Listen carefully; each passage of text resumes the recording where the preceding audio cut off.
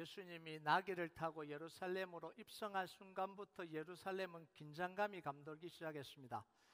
사람들은 왕의 만세를 외치면서 예수님을 왕으로 추대하려고 움직임을 보이고 있었고요. 반면에 종교 지도자들은 그걸 막으려고 온갖 수단과 방법을 동원해서 그걸 저지하려고 하고 있었습니다. 평소에는 소원했던 관계에 있었던 대제사장, 서기관, 바리새인, 사두개파, 평소에는 소원했는데 이 일을 통해서 모두가 하나가 되었습니다. 그만큼 지금 상황이 심각하고 긴박하다라는 이야기예요. 여러분, 예수님에게 예루살렘은 갈릴리에서만치 편안하지 않아요. 호락호락하지 않습니다. 이 예루살렘이라는 도시가요, 어마어마한 도시거든요. 에레미야서에 의하면 이 당시 예루살렘 인구가 2만 5천 명에서 한 3만 명 정도 된다고 이야기를 해요. 근데 그 중에 제사장과 레위인들이 18,000명입니다. 그리고 요세푸스에 의하면 바리새파가 한 6천 명 된다고 그래요. 그러면 한 2만 4천 명, 3만 명 중에 2만 4천 명이 종교 지도자들이고 바리새파고 사두개파입니다. 그러니까 이 예루살렘은 어떤 거냐면 대제사장, 서기관, 바리새인들의 도시입니다. 여러분, 대제사장들을 중심으로 형성된 이 사두개파는 이 예루살렘에서 뭘 했냐면 예루살렘 성전을 사유화시켰습니다. 그러면서 자기들의 경제적인 이득을 취하고 있었습니다. 우리가 앞에서 봤잖아요. 제물을 드리고 오는, 제사 드리고 오는 사람들에게 폭리를 취하고, 제물을 비싸게 받아서 폭리를 다, 그걸 자기 그 어카운트로 다 폭리를 취하고 있는 거예요. 자, 이렇게 하고 있으면 그럼 바리새파는 가만히 있냐? 사두개파가 이렇게 하고 있으면 바리새파는 가만히 있냐? 서기관을 중심으로 한 이 바리새파는 그걸 묵인하는 대가로 율법에 대한 독점적인 해석권을 받은 거예요. 그리고 백성들을 향해 종교적인 영향력을 행사할 수 있도록 이거 나눠 가진 거예요. 그 이 두 그룹은 때로는 갈등을 하고요, 때로는 협조하면서 종교적인 카르텔을 형성하고 있었습니다. 이게 예루살렘의 모습이었습니다. 이들의 결정이 곧 정이고 이들의 결정이 법이었습니다. 예루살렘에서 이들을 거스려서 뭔가를 할 수 있는 사람은 아무도 없었어요. 자, 이런 상황에 놓인 예루살렘 성전은 어떻게 됐을까요? 하나님께 예배하고 기도하면서 하나님을 만나는 장소가 아니라 종교 지도자들의 배를 불리는 종교적인 지도자들의 아지트로 변한 거예요. 예수님이 이 모습을 정확하게 꿰뚫어 봤습니다. 그래서 입성하고 난 뒤에 정확하게 꿰뚫어 보면서 종교 지도자들이 이렇게 책망을 했죠. 한번 볼까요? 마가복음 11장 17절 같이 읽겠습니다. 시작. 이에 가르쳐 이르시되 기록된 바 내 집은 만민이 기도하는 집이라 칭함을 받으리라 하지 아니하였느냐? 너희는 강도의 소굴을 만들었도다 하시매. 예수님 정확하게 보였잖아요. 기도하는 집, 예배하는 집, 하나님을 만나는 집인데 강도의 소굴로 만들어버렸다라는 거예요. 그래서 예수님이 예루살렘에 입성하고 뭘 하신 거예요? 예루살렘으로 가서 장사치들이 있는 테이블 다 엎고 장사치들을 싹 쫓아냈습니다. 예수님이 성전을 청결하게 한 이 두 행동에는요, 두 가지 의미가 있어요. 첫 번째는 예루살렘 성전을 원래 목적대로 회복시킨 거예요. 기도하는 곳으로, 예배하는 곳으로 다시 회복시킨 거예요. 두 번째는요, 종교 지도자들의 돈줄을 다 끊어놓은 거예요. 다 쫓아내서 장사를 더 이상 못하게 만들어 버렸잖아요. 이 두 가지가 다 종교 지도자들에게는 치명적이었습니다. 화가 난, 분노한 종교 지도자들이 떼거지로 몰려와서 한마음이 됐잖아요. 떼거지로 몰려와서 예수님을 공격했습니다. 당신이 무슨 권위로 이런 일을 하느냐? 지금 이야기하라. 무서운 질문이라고 제가 이야기를 했죠. 이 공개적인 질문을 하면서 예수님을 완전히 매장시켜 버리려고 했습니다. 근데 예수님 그것에 당하지 않죠. 요한의 세례가 하늘로부터냐 땅으로부터냐 대답하라, 이렇게 이야기를 해요. 대답을 못하죠. 대답을 못하니까 뭐라고 이야기해요? 예수님이 나도 너희에게 무슨 권세로 이 일을 하는지 대답하지 않겠노라, 이러고 제압해버린 거죠. 너희들이 대답 안 하니까 나도 대답 안 하겠다, 이러고 싹 빠져버린 거죠. 자, 그런데 사실 예수님이 무슨 권위로 성전을 청결케 하고 장사치들 다 쫓아내고 무슨 권위로 했는지 대답하지 않겠다고 이야기했는데, 사실은 예수님이 이 질문에 대한 대답을 했을까요? 안 했을까요? 모르겠어요. 네, 했을까요? 안 했을까요? 여러분, 오늘 나오는 이 포도원의 비유가 예수님의 대답이에요. 이 종교 지도자들의 질문에 대한 대답 안 하겠다는데 실제로는 대답을 하신 거예요. 그 대답을 지금 이 비유를 가지고 대답을 하신 거예요. 포도원 이야기는요, 유대인들에게 너무나 익숙한 이야기예요. 너무나 잘 아는 이야기, 친숙한 이야기예요.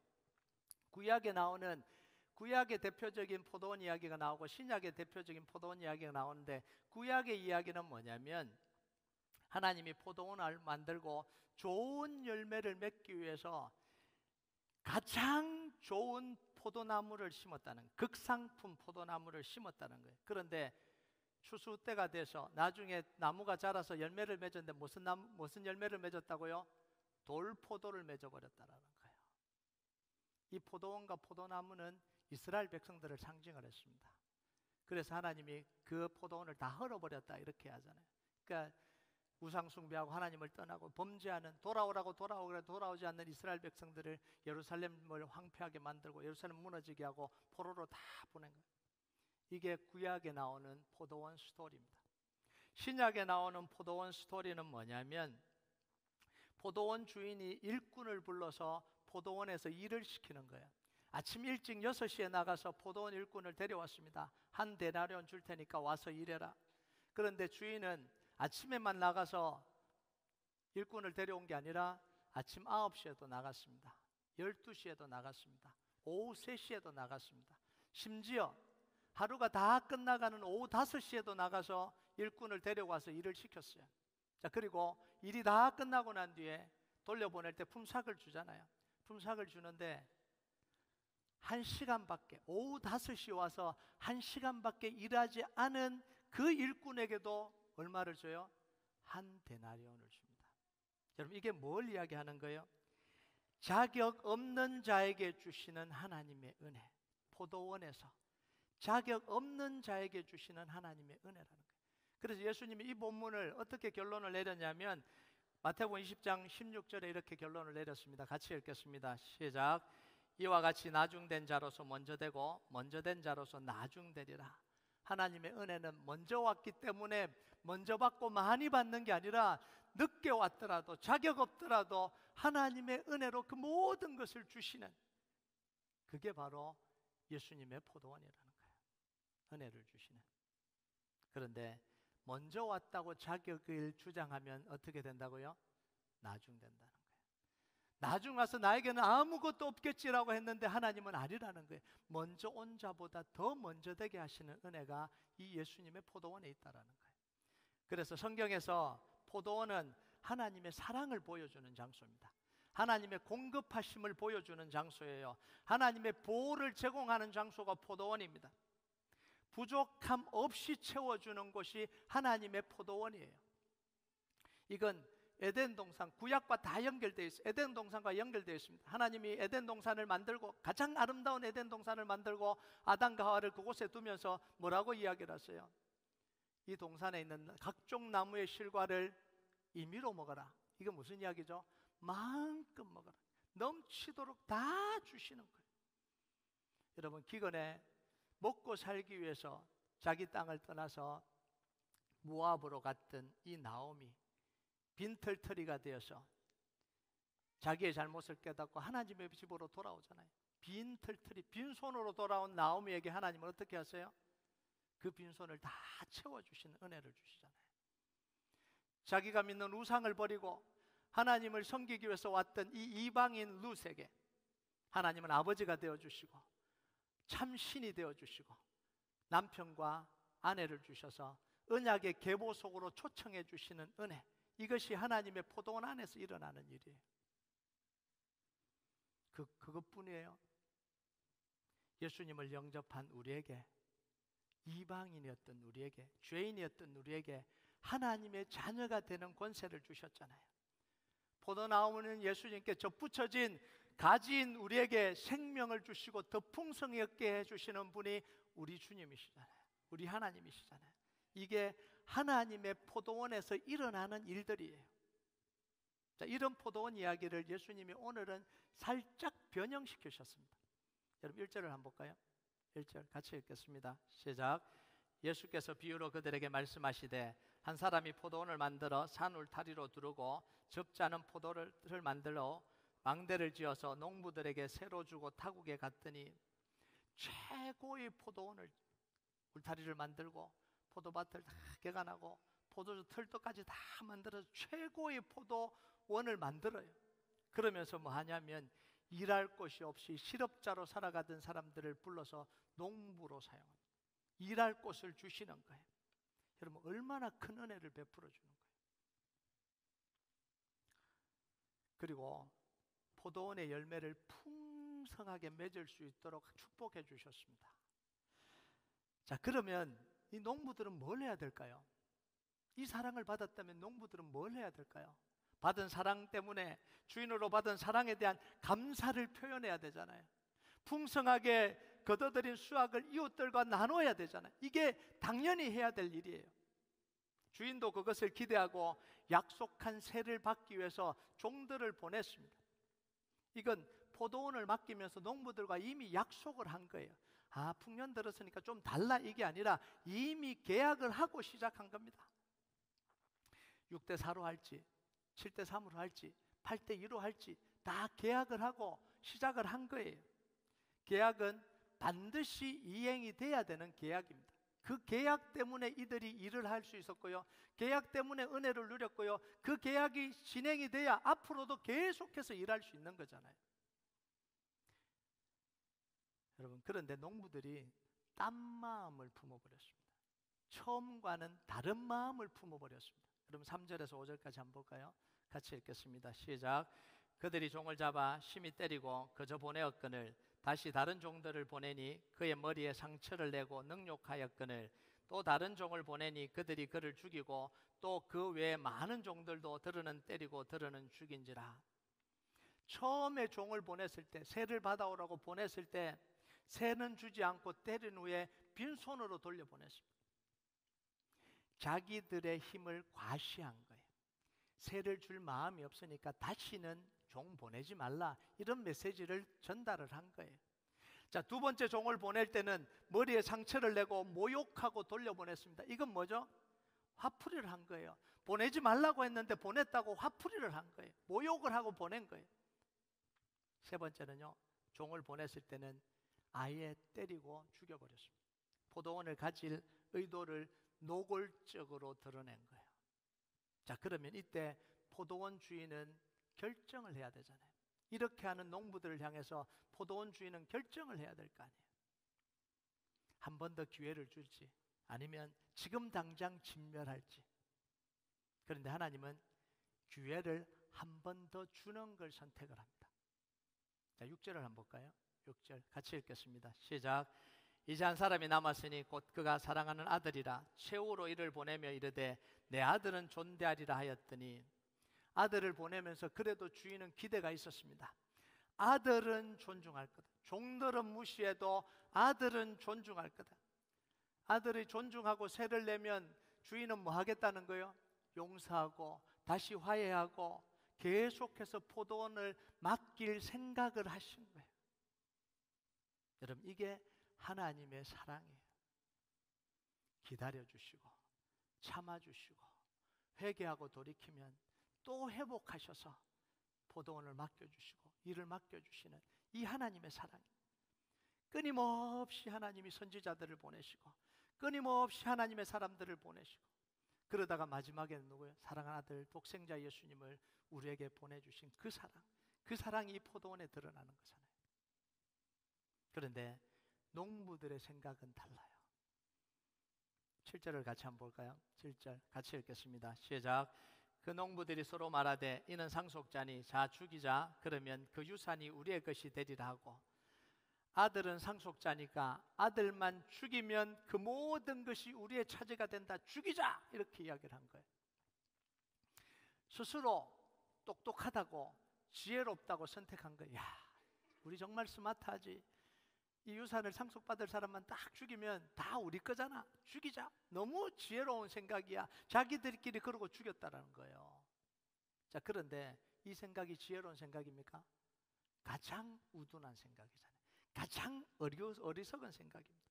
여러분, 상속자인 아들을 죽인다고 다 차지가 되나요? 누가 살아있죠? 주인이 살아있잖아요. 주인이. 아들을 죽인다고 다 끝나는 게 아니잖아요. 주인이 살아있잖아요. 여러분, 이걸 생각을 못하는 거예요. 아들만 죽이면 끝난다라는 거예요. 살아계신 하나님이 계시다라는 걸 계산을 못하는 거예요. 모르는 거예요. 여러분, 이 생각을 누가 주냐면 사탄이 주는 생각이에요. 그 중에 이 세상의 신이 믿지 않는 자들의 이 마음을 혼미하게 해서 그리스도의 영광의 복음의 광채가 못 비치도록, 예수 그리스도를 알지 못하도록, 하나님을 알지 못하도록, 세상의 지혜를 가지고 그게 지혜로운 것처럼, 그렇게 하면 잘 사는 것처럼 그렇게 살아가는데 그게 멸망의 길이라는 걸 모르는 거예요. 여러분, 사탄이 이 생각을 가인에게 넣었습니다. 아벨만 죽이면 다 차지다. 네가 죽여라. 아벨만 죽이면 다 네 차지다. 그래서 죽였잖아요. 그런데 어떻게 됐어요? 다 차지했습니까? 하나님이 살아계시잖아요. 하나님이. 주일학교 아이들에게는 잘 통하고 어른들에게는 전혀 통하지 않는 한 문장이 있습니다. 그게 뭔지 아세요? 하나님이 다 보고 계셔. 주일학교 아이들에게는 통하는데 어른들에게는 안 통합니다. 그런데 그게 가장 큰 진리예요. 그러니까 지혜로운 거예요. 아이들과 같이 되지 않으면 천국에 들어가지 못한다. 하나님이 지금도 살아계십니다. 지금도 역사하십니다. 여러분, 중국과 북한에 교회를 다 없애고 그리스도인들을 다 죽이면 교회가 사라질 거라고 생각했습니다. 더 이상 크리스찬들은 사라질 거라고 생각했어요. 박해하고 죽이고 핍박하고 그러면 다 없어질 거라고 생각을 했어요. 그런데 뭘 계산을 못한 거예요? 하나님을 계산하지 못한 거예요. 나중에 뚜껑을 열어보니까 지하로 숨어든 이 교회가 박해 이전보다 훨씬 더 많아진 게 드러나죠. 여전히 하나님은 살아계시거든요. 여러분, 지금도 하나님은 살아서 역사하십니다. 그래서 우리는 우리 지혜로 살면 안 돼요. 하나님을 계산하고 살아야 됩니다. 하나님이 역사하고 있다는 사실을 계산하고 살아야 돼요. 여러분, 이런 어리석은 일을 누가 했어요? 종교 지도자들이 한 거예요. 예루살렘 성전에서 이런 어리석은 일을 종교 지도자들이 한 거예요. 여러분, 한번 보세요. 구약에 만들었던 그 포도원 다 헐고 없애버렸잖아요. 예루살렘 성전이 무너지고 예루살렘이 황폐해지고 다 포로로 잡혀갔습니다. 그런데 하나님은 어떻게 하세요? 다시 포도원을 만들잖아요. 고레스를 통해서, 스룹바벨을 통해서 성전을 다시 세웁니다. 다시 세우고 자격 없는 자들을 불러서 뭐 한 거예요? 성전을 버리고 다 도망가고 먹고 살기 위해서 다 도망간 그 자격 없는 사람들을 불러서 다시 뭐 하신 거예요? 다시 제사장으로 세우시고 다시 레위인으로 세우시고 서기관 삼으시고 장로 삼으셔서 일하도록 하셨습니다. 하나님이 그들에게 넘치는 은혜를 부어주셨잖아요. 자, 그러면 이들은 뭘 해야 되는 거예요? 하나님의 포도원에서 뭘 해야 되는 거예요? 하나님의 백성들이 언제든지 나와서 예배할 수 있도록, 마음껏 기도할 수 있도록, 하나님을 만날 수 있도록 그 성전을 가꾸어야 되잖아요. 그 일을 감당해야 되잖아요. 자기들이 받은 은혜를 나눠야 되잖아요. 그 감사를 나눠야 되잖아요. 자, 그런데 이들은 하나님의 포도원인 예루살렘에서 뭐 한 거예요? 자기들의 배만 불린 거예요. 마치 농부들처럼 그 포도원을 자기가 빼앗고 싶은 거예요. 자기들만 차지하고 싶은 거예요. 그래서 이방인들에서 장사를 시작하면서 기도하는 이방인들 다 쫓아내고, 기도하는 사람들 쫓아내버렸잖아요. 예배드리러 온 사람들, 순례객들 며칠을 걸어서, 일주일을 걸고 한 달을 걸어서 하나님을 만나기 위해서 그 온 길이 얼마나 피곤하고 지쳐요. 그럼 그들을 배려하고 그들을 섬겨줘야 될 이 종교 지도자들 뭐 한 거예요? 그들을 착취한 거예요. 힘들고 피곤하고 지친 그 사람들이 하나님을 만날 수 있도록, 기도할 수 있도록, 더 잘할 수 있도록 도와줘야 될 이들이 그들의 돈주머니를 착취하고 몇 배의 돈을 받으면서 재물을 구입하라 그러고, 그렇지 않으면 제사 못 드린다고 제사를 방해하는 이 일을 종교 지도자들이 예루살렘 성전에서 한 거예요. 여러분, 예수님이 이 포도원 비유를 할 때 자기들도 자기 이야기인 줄 알았어요. 너야 이렇게 이야기 안 해도 그 스토리만 이야기했는데도 자기들이 하는 짓을 이미 알고 있는 거예요. 여러분 12절 한번 볼까요? 12절 같이 읽겠습니다. 시작. 그들이 예수의 이 비유가 자기들을 가리켜 말씀하신 줄 알고 잡고자 하되 무리를 두려워하여 예수를 두고 가니라. 자, 이런 악한 농부들에게 하나님이 내리신 결정이 있습니다. 9절에서 11절 같이 읽겠습니다. 시작. 잠깐만요. 시작. 포도원 주인이 어떻게 하겠느냐? 와서 그 농부를 진멸하고 포도원을 다른 사람들에게 주리라. 너희가 성경에 건축자들이 버린 돌이 모퉁이의 머릿돌이 되었나니 이것은 주로 말미암아 된 것이요 우리 눈에 놀랍도다 함을 읽어보지 못하였느냐 하시니라. 악한 농부들을 다 쫓아내고 뭐 한 거예요? 그 포도원을 잘 가꿀 신실한 일꾼들을, 신실한 농부들을 다시 그 포도원에 들여보낸 거예요. 여러분, 은혜를 받았는데 은혜를 받은 줄도 모르고 감사할 줄도 모르는 그 사람들에게 더 이상 그 자리를 맡겨두지 않겠다라는 거예요. 이게 하나님의 원리입니다. 가장 미약한 지파, 가장 볼품없는 그 가문에서 이스라엘 초대 왕을 세우셔서 하나님의 은혜를 사울 왕에게 베풀어 주셨잖아요. 그게 은혜인지 모르고 그게 감사인지 모르니까 진짜 그 감사를 하는 누구를 세워요? 다윗을 세워서 하나님의 언약을 이어가도록 하시는 거예요. 정말 중요한 제자의 자리로 주셔서 그 은혜를 주셨는데 그걸 망각한 이 가룟 유다를 대신해서 마띠아에게 그 자리를 내어주도록 하시잖아요. 그리고 하나님은 건축자들이 버린 돌, 쓸모없다고 그 버린 돌을 모퉁이의 머릿돌이 되게 하셨다는 거예요. 종교 지도자들, 이스라엘 백성들이 버린 예수님을 머릿돌로 삼으셔서 새로운 포도원을 건설하신 거예요. 구원을 위한 새로운 포도원을 건설하신 거잖아요. 새로운 포도원은 옛 언약이 아니라 새로운 언약을 따르는 사람들로 채웠습니다. 혈통을 따라서 하는 이스라엘이 아니라 자격이 된다고 들어온 사람들이 아니라 새로운 언약을 통해서 이 새 포도원을 만드신 거예요. 새로운 언약은 돌판에 새겨진 율법이 아니라 우리의 마음과 심령에 새겨진 하나님의 말씀으로 하시겠다라는 거예요. 하나님은 이스라엘 백성들에게 맡겼던 제사와 율법의 특권을 거두셨습니다. 그리고 예수 그리스도를 고백하는 모든 그리스도인들에게 복음과 말씀을 맡겨주셨습니다. 이게 얼마나 큰 은혜예요.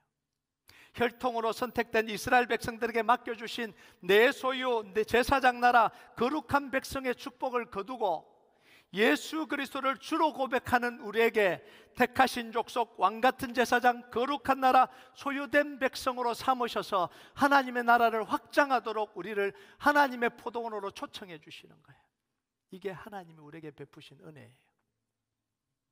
하나님이 예수님을 통해서 새롭게 세우신 이 포도원, 즉 언약 공동체에는 하나님의 말씀을 따르는 사람들이 일을 하는 거예요.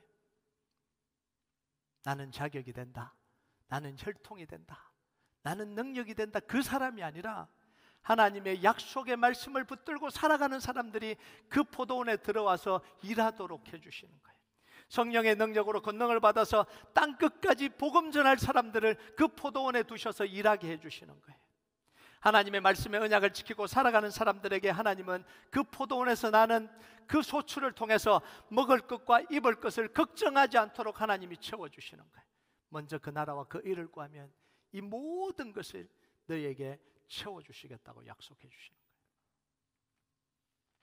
복음의 언약을 붙들고 살아가는 사람들에게 사탄의 권세, 세상의 권세를 이기고 살도록, 모든 권세가 예수 이름 앞에 무릎 꿇도록 우리에게 은혜를 주신 거잖아요. 우리가 예수 이름으로 살아갈 때 모든 권세가 예수 이름 앞에 무릎 꿇도록, 우리가 사명으로 걸어가는 그 길 앞에 모든 장애물이, 모든 권세가, 모든 방해물이 다 무너지도록 세상 끝날까지 우리와 함께 해주시겠다고 약속해 주시잖아요. 하나님 우리에게 맡기신 포도원이 있습니다. 교회고요, 사업장이고요, 직장이고 가정입니다. 우리는 물어야 돼요. 지금 나는 하나님이 주신 포도원에서 어떤 농부로 살아가고 있냐라는 거예요. 내가 있는 자리에서 뭘 하고 살아가고 있냐라는 거예요. 하나님이 나를 두신 이 자리에서 뭘 하고 살아가고 있냐라는 거예요. 직장에서 뭘 하고 살아가고 있냐는 거예요. 사업장에서 내가 뭘 하고 살아가고 있냐, 학교에서 뭘 하고 살아가고 있냐는 하나님이 내게 주신 포도원이잖아요. 나를 보내신 포도원이잖아요. 그곳에서 나는 뭘 하고 있냐라는 거예요. 우리가 해야 될 일은 너무나 명백합니다. 하나님의 언약을 성취해가는 거예요. 복음의 언약을 이루어가는 겁니다. 여러분, 하나님은 우리를 창조할 때부터 지금까지 하나님의 의도, 하나님의 목적, 하나님의 목표, 하나님의 그 마음은 바뀌지 않습니다. 우리를 창조하시고 인간을 창조하시고 생육하고 번성하고 땅에 충만하라, 땅을 정복하고 다스리라. 그걸 통해서 모든 세상이 구원 얻도록 하나님 우리를 창조하셨잖아요. 아브라함에게 복의 근원이 되라고, 그래서 모든 사람이 아브라함을 통해서 복을 얻으라는 건 뭐예요? 잘 먹고 잘 살아라는 거예요. 모든 민족이 구원 얻도록, 복의 근원이 돼서 복이 흘러가도록 하라는 거죠.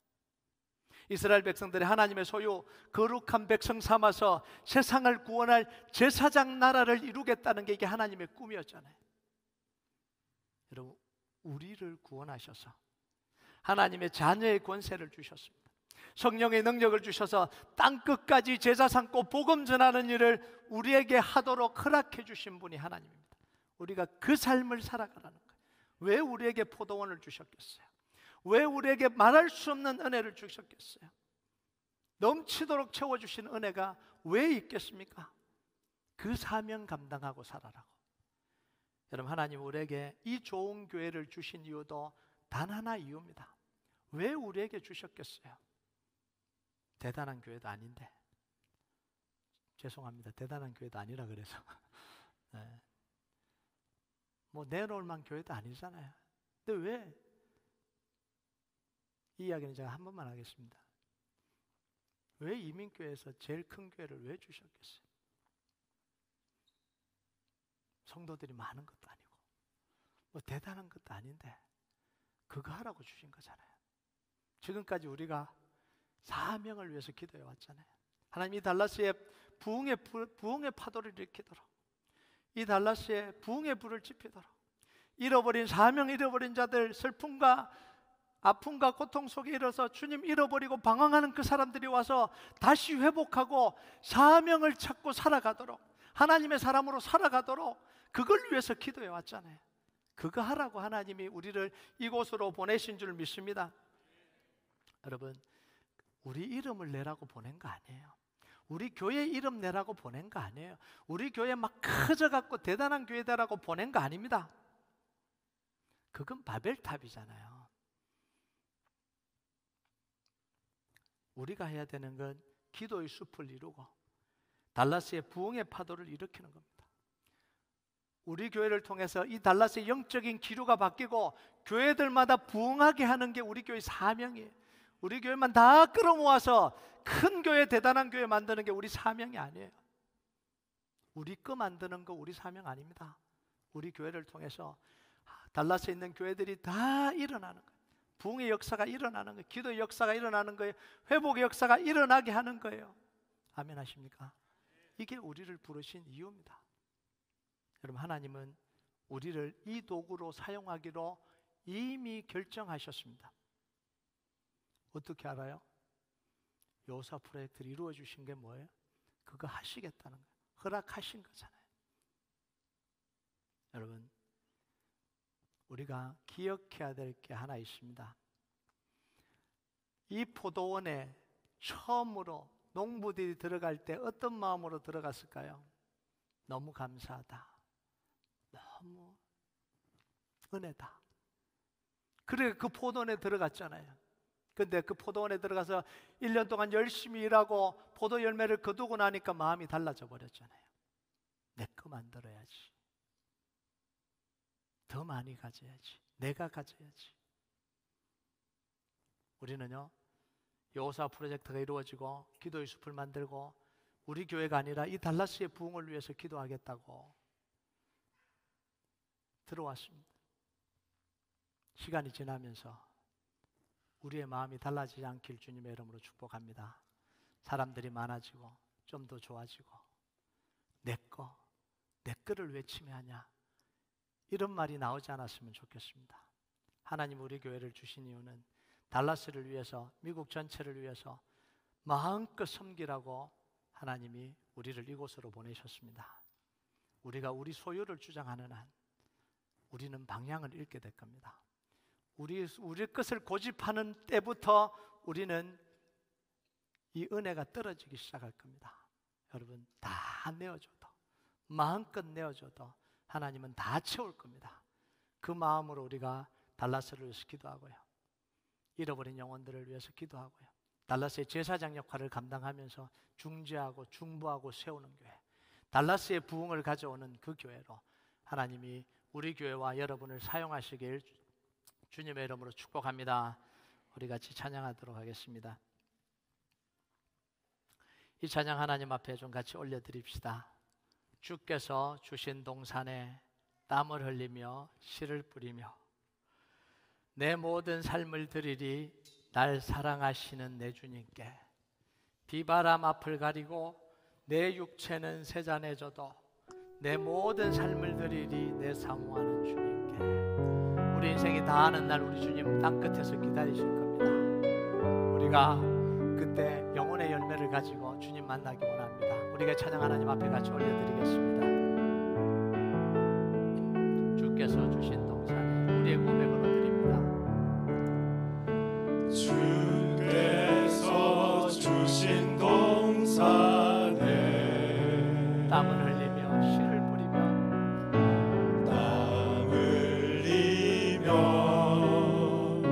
씨를 뿌리며 내 모든 삶을 드리리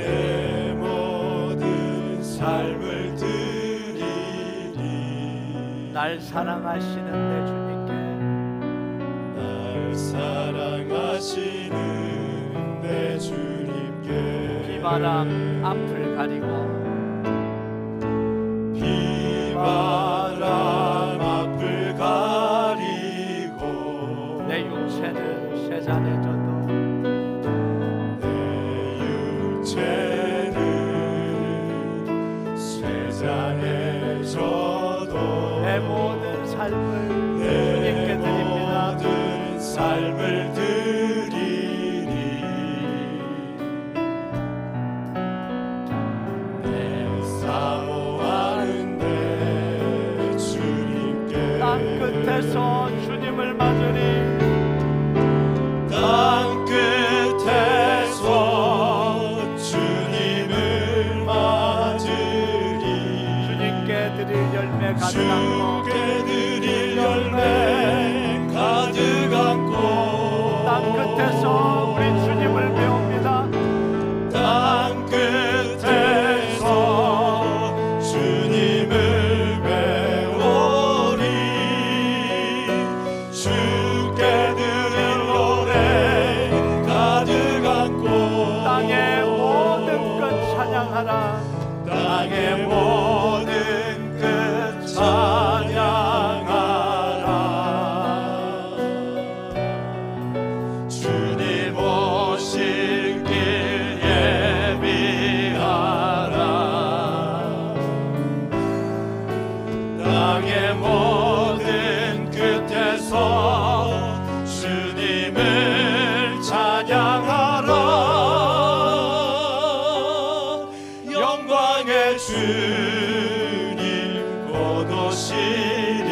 우리의 마음을 담아서 다시 한번 고백합니다.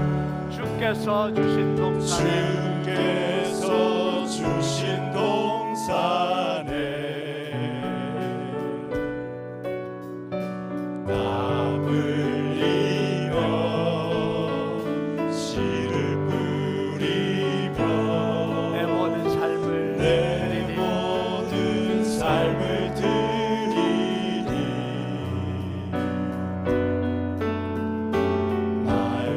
사랑하시는 내 주님께 비바람 앞을 가리고 비바람 앞을 가리고 때론 우리의 육체가 쇠잔해지고 고단해질지라도 내 육체는 쇠잔해져도 우리 사랑하는 주님께 우리의 모든 삶을 올려드립니다.